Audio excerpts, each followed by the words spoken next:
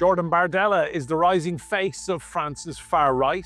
He's young, ambitious, and increasingly popular, especially among France's youth.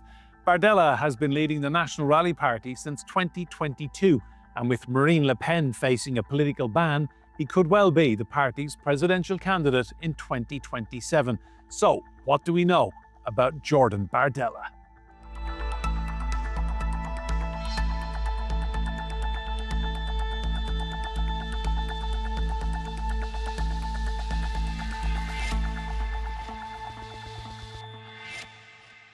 Hello and welcome to Roundtable. I'm Enda Brady. Now, Jordan Bardella is the young protege of French far-right leader Marine Le Pen.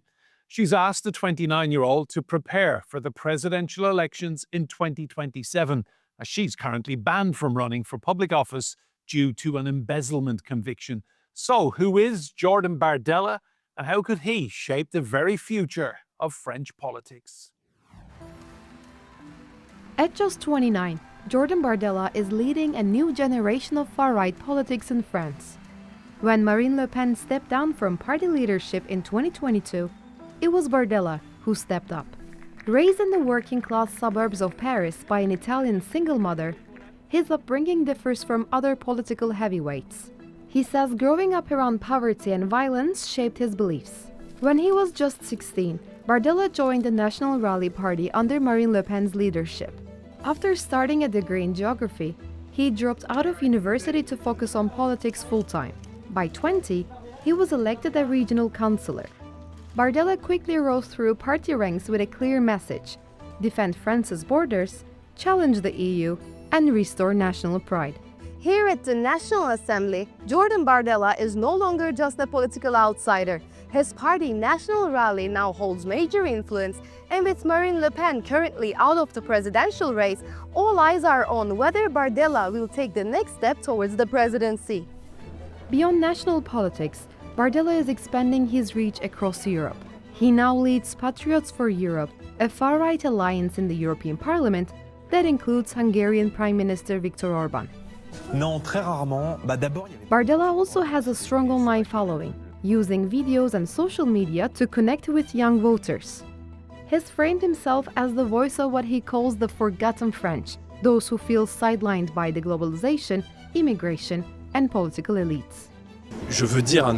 Everything will be done to prevent us from coming to power. The legal, political and financial pressure on the National Rally is unlike anything any party has faced in the Fifth Republic.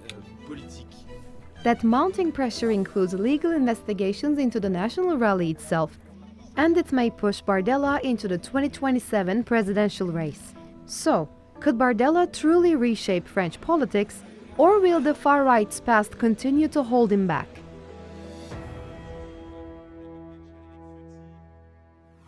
Well, let's meet our guests. I'm delighted to say, joining us from Paris, we have Jean-Yves Camus. He is director of the Extreme Right Observatory. That's at the Jean Jaurès Foundation. In Nottingham, we have Paul Smith, Associate Professor in French History and Politics. That's at the University of Nottingham. And here with me in the studio, we have Nabila Ramdani. She's the French journalist and the author of Fixing France, How to Repair a Broken Republic. Bienvenue. You're all very welcome to this roundtable. Nabila, to you first of all. Nicolas Sarkozy just last year described Bardella as someone who doesn't even have a geography degree, and suddenly they're having coffee, it's very friendly. What's going on? Well, irony is an overused word, but I have to say that it's deeply ironic that now Jordan Bardella is getting the seal of approval from Nicolas Sarkozy, who is the most corrupt living politician in France, and he's quite lucky not to be in prison. He was wearing an electronic tag until recently after being found guilty of bribing a judge and also indeed for election overspending. So he's not... He's had his problems.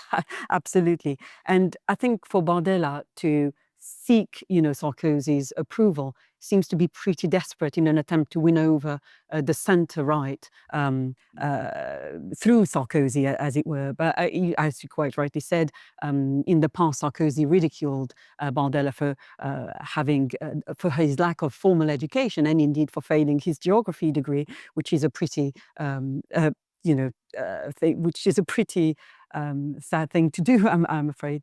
But whatever you say about French politicians, they have traditionally been men of substance, and Bardella isn't. You don't think that. so?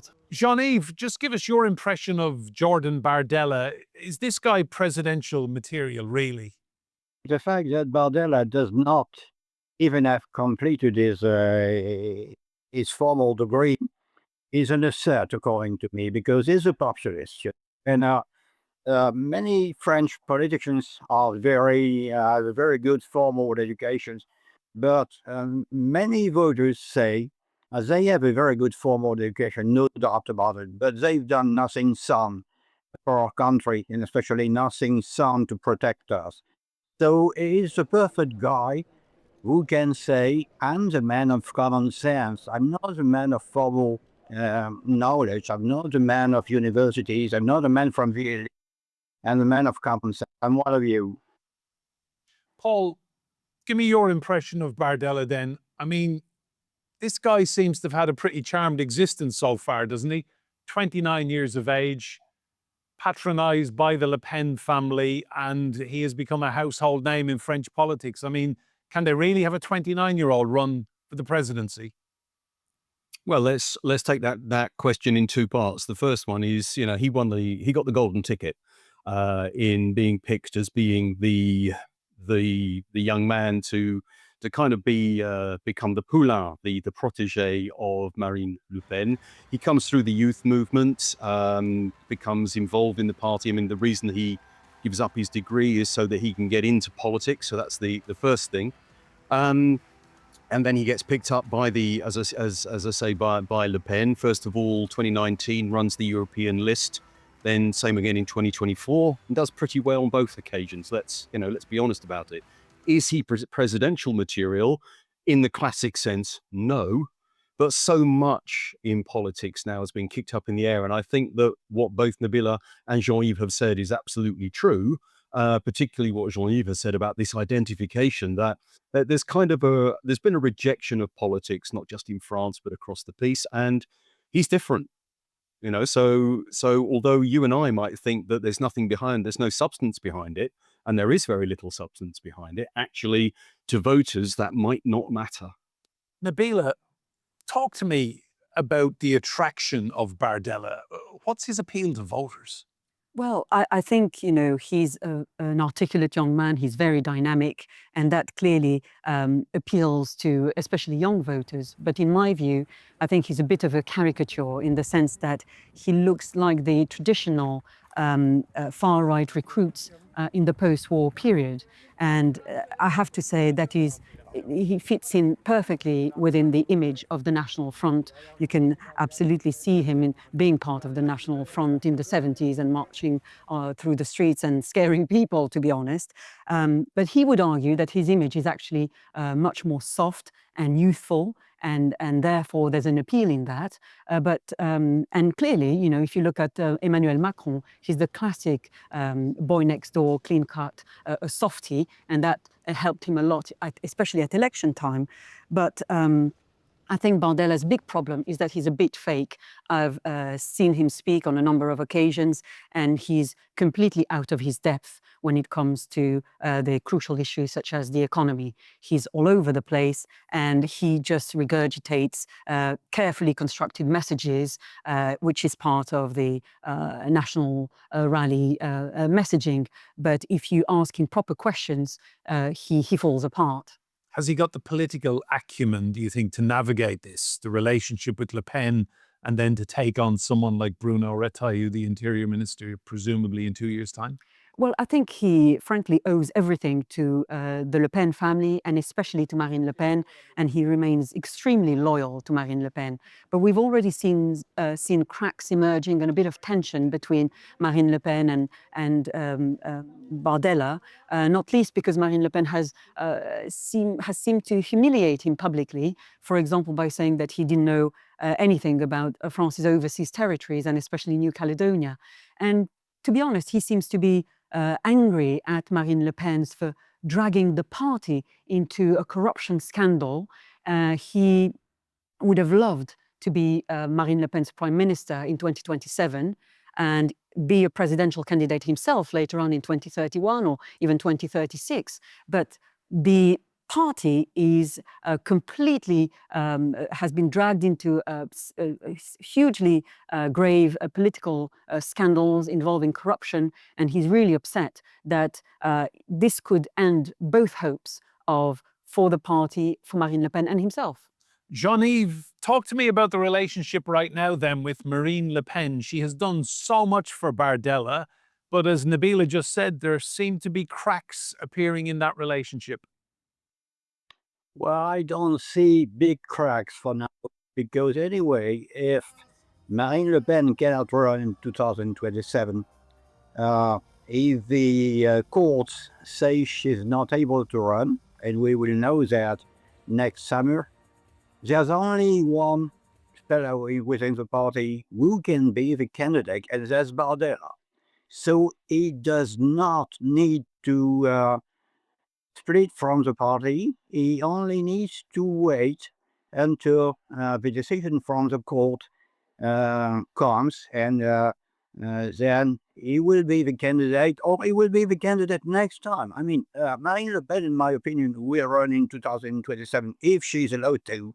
But anyway, in any case, except of course, if she is elected, she will not be a candidate anymore. That's her last time. So at age 29, Bardella can wait. The only question is he willing to wait? That's a good point, Paul, isn't it? How do you think Le Pen will be feeling knowing that her run is likely to be derailed by that conviction? Failing an appeal next year, if she doesn't win that appeal, she's out. How do you think she will feel sitting on the sidelines and watching Jordan Bardella basically run for the presidency? Well, she will and she won't be sitting on the sidelines. I mean, she'll be, if she's excluded from running, then obviously she can't run. How she will be feeling about that? Well, I think she's begun to show that she's kind of begun to digest what happened to her at the end of March. Recently, she talked about, she was a bit more conciliatory towards him. I mean, the problem, the cracks that we talked about emerging between them are kind of inevitable when you have the appointment of a replacement, and then you have the situation emerging. And they kind of have this, they go in different directions and then they get back together. They have these regular lunches where they meet and, things are smoothed over between the two of them. But I think she'll be feeling, obviously she's deeply frustrated about what's happening at the moment and is very much hoping that the court next year on appeal will either quash, well, seems unlikely, or reduce the sentence so that she can actually have a full run at the presidency in 2027. But Paul, it's not an ideal situation, is it? Waiting on a court of appeal in 12 months' time to find out if you can then start a presidential run. No, absolutely, it's not ideal. But I mean, I think she's run all kinds of, since the 31st of March, when the sentence was handed down, she and her team have run all kinds of, the game book has been rewritten. They've looked at all kinds of scenarios, and so there are a lot of different possibilities in play there, and they'll be thinking about how all of those then play out. I mean, she's been, she's a pro. She's been around the game for a long time. So even though she's had various upsets in her life, recently her father passing away, another close associate recently dying, and this has been a difficult year for her. Not that, my heart's bleeding for her or anything, but, she'll nevertheless have got those things, sort of sorted out in front of her. She knows what the scenarios are. Thank you. Nabila, what would a national rally president look like for the people of France? I think it would be an absolute disaster, not least of all if Jordan Bardella ends up as the candidate, because he's frankly a clueless kid. He's the ultimate lightweight. There's an argument to say that young people are massively attracted to far-right politics, but my experience is the exact opposite. The young people you meet nowadays are far more interested in a more gentle world, in liberal politics, and even though the National Rally has made a tremendous efforts to try to change its image and distance itself from its fascist roots. They try to appeal to left-wing policies, for example, concentrating on workers' rights, on pensions, for example. But when they come up with ideas, if we can call them that, they show how illiterate they are economically and how lightweight the entire party is and the entire project is. He's very good on social media. Yes, well, in that respect, I think projecting himself as somebody who's good looking and indeed attracting, very efficient on TikTok, reinforces the image of the ultimate lightweight, because sound politics are not based on impressions on social media. Thanks, Nabila. Jean-Yves, the ultimate lightweight, a clueless kid. That's pretty damning. Well, Bardella is, I mean, the kind of candidate the party dreamed of for years because he is so young. But I mean, he has no experience, almost no political experience. He did not run a city. He sat on a regional council, but for a very short term. The problem will be, will he be able to convince the many conservative voters, mainstream conservative voters, the party needs in order to go from 35% of the vote on the first round to 50 plus on the second round. Bardella is trying to look more, I would say, free market oriented when it comes to the economy in order to seduce the mainstream conservative voters. But on the other hand, many of them are people age over 60, affluent people with a university education, and they say, wow, this kid is really too young. I mean, he needs to wait. And this will be, I mean, his main issue, his main problem.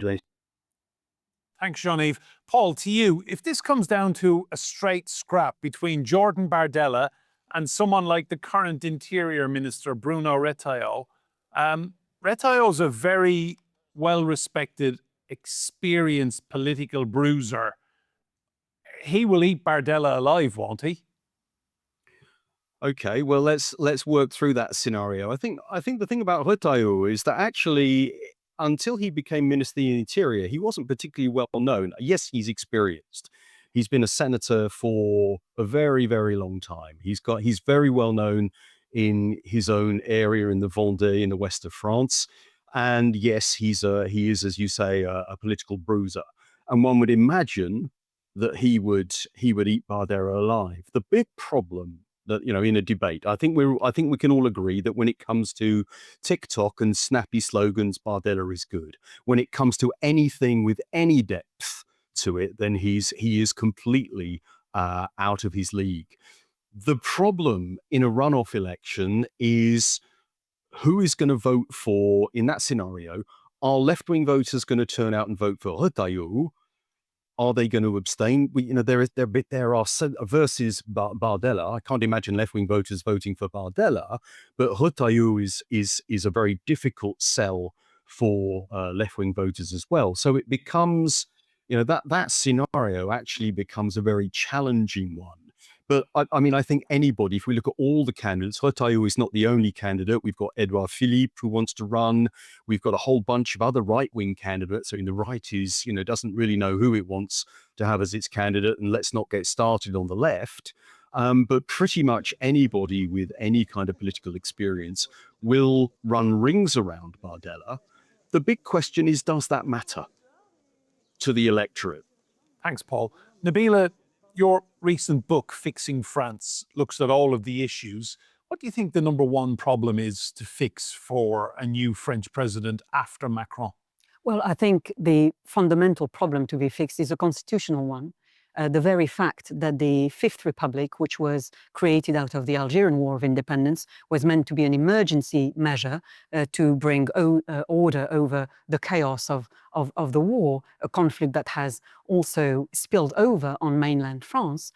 More than 60 years from that, the Fifth Republic was created in 1958, we still have a president that holds all the same powers as the General de Gaulle retained then, which means extraordinary powers which allow a president to bypass parliament, choose his cabinets, including his prime minister. They don't have to be elected politicians, and this is the very definition of an elective dictatorship. Now, this is concerning enough when you have politicians who are middle of the road, liberals, or project themselves as such, like Macron. But if an extremist comes to the Élysée Palace, then they will retain the exact same powers and they can rule as they wish. He loved the situation, won't he? Uh, Bardella? He would love that because just like Macron, he can come from nowhere, except that Bardella has support within the National Rally. But remember that Emmanuel Macron didn't have a political party behind him. He had a vehicle called En Marche. Coincidentally, the initials are the same as Emmanuel Macron. And he managed to play the system and indeed beat the system and get to the ultimate position. But the difference is, and it's a huge difference, is Macron, whatever you say about him, he's a very bright politician, not least of all because he's got a very good grip on the economy. He has spent a lot of time working in high finance as a tax inspector, for example. He's a serious administrator, in other words, and Bardella isn't. He's far too young to be given one of the most serious positions, one of in the world, on earth, which includes, being in charge of one of Europe's biggest economies and indeed the armed forces. That's inconceivable in my view. Thanks, Nabila. Jean-Yves, talk to me about how the French public are feeling about National Rally right now, given all these financial scandals, investigations by police, and the Le Pen situation as well. Do you think it's damaged the party's popularity? No, I don't think so. So much that we opinion surveys a few days after Marine Le Pen was sentenced in court. And the outcome is Marine Le Pen and Jordan Bardella would fall between 31 and 35% in 2027. So it looks like a significant segment of the electorate says, well, of course, they are accused of embezzlement of European funds. But look at French political life. How many former presidents, former prime ministers, and members of parliament have been in court over the last decade for mishandling of public funds? Quite a lot, actually.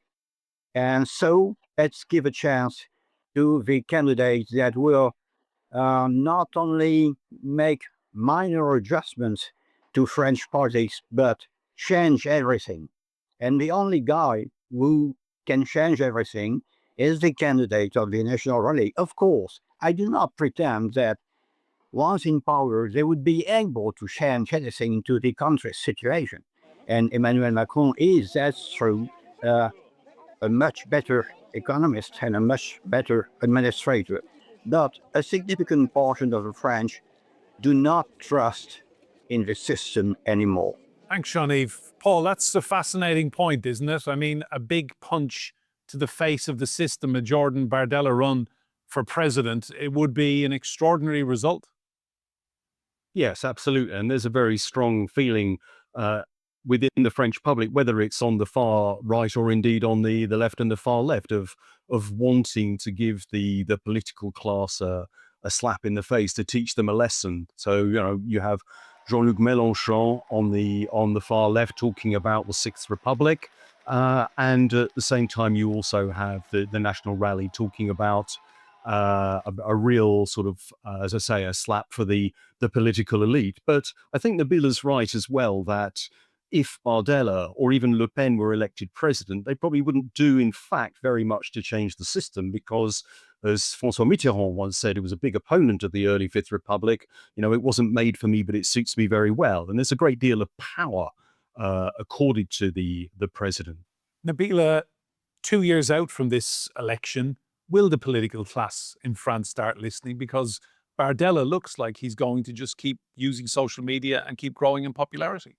Well, I think, there's a sense in France that the country is going through such a political crisis that Bardella could get through as the best of the worst, if you like. But I think that the French do not have the stomach do not have the appetite, sorry, to have a candidate like Bardella, who at this point in history, whose party is steeped in criminality. Let's not underplay the impact of the last investigation. It was only last week that police raided the headquarters, and more Marine Le Pen. The evidence against her is overwhelming. More than 20 political staffers also involved in the scandal, the corruption scandal at the European Parliament. So I think this will have a hugely damaging impact on the party. And beyond that criminality, the party also represents, an ideology, a horrendous ideology that attracted Nazis to the party. And one could argue that. But they would say that's all been cleared up and that's. Well, they still project themselves as idiosyncratic candidates, such as Trump, for example. But I have to say that Bardella has nothing like the charisma or indeed the presence of a Trump that Trump has. He's simply an embarrassment. Just one final point, briefly. Does it concern you that they have potentially 10 million people who vote for them in France on a regular basis? Absolutely. And I think it has to do with a bigger shift in the French mindset. It's not just a political action. It has to involve every aspect of society, including education about the dark roots of this party. Nabila, Jean-Yves and Paul, merci beaucoup. Remember, you can see more discussion and debate on our YouTube channel. Just search for Roundtable, TRT World. But for now, from me, Enda Brady, and all the team here, goodbye and thank you for watching.